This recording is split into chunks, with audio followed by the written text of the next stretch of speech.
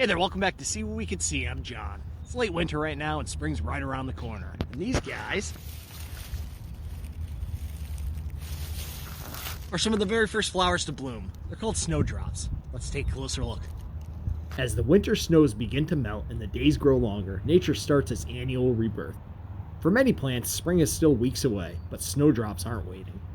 They push through the cold soil, even when there's still snow on the ground, marking one of the first true signs that winter is ending.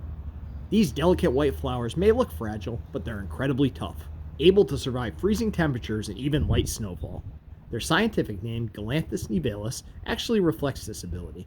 Galanthus means milk flower, referring to their white petals, and nivalis means of the snow, a fitting name for a plant that often blooms when frost still lingers. Unlike many spring flowers that wait for warm weather, snowdrops are built for the cold. Their leaves have a special hardened tip that helps them push through the frozen soil, and their petals contain compounds that make them resistant to frost damage. Even the shape of their drooping blooms sheds snow and rain. Have you ever wondered why snowdrops often grow in tight clusters? The answer lies underground. Snowdrops grow from bulbs, which store all the energy they need to bloom early in the season. Over time, these bulbs multiply, creating larger and larger patches of flowers. If you see a big group of snowdrops, chances are they've been spreading beneath the surface for years.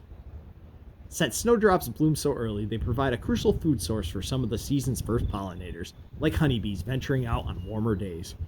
But what happens when it's too cold for pollinators to be active? Snowdrops have a backup plan. Snowdrops can self-pollinate through a process called autogamy. Their anthers release pollen, which can transfer directly to the stigma, even without the help of an insect. This means that even when conditions aren't ideal, snowdrops can still reproduce and spread. With their early bloom, snowdrops have been long associated with renewal and hope.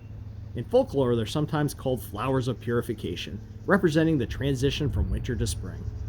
However, not all legends about snowdrops are cheerful. In some cultures, they were once seen as symbols of bad luck if brought indoors, possibly because they often grow near graveyards, where they are believed to be a sign of the departed. But today, most people see them as a welcome sign that spring is just around the corner. Unlike some spring flowers that bloom for weeks, snowdrops have a fairly short flowering period. They usually bloom for about 2 to 3 weeks, depending on the weather. Once temperatures rise and other plants begin to take over, they fade away, leaving behind their underground bulbs, which will wait patiently for next winter to pass before blooming again. So while the world is still cold and gray, snowdrops remind us that spring is never too far away. Have you spotted any of these early bloomers where you live? Let me know in the comments. If you enjoyed this video, please consider liking and subscribing. But either way, get out there and see what you can see.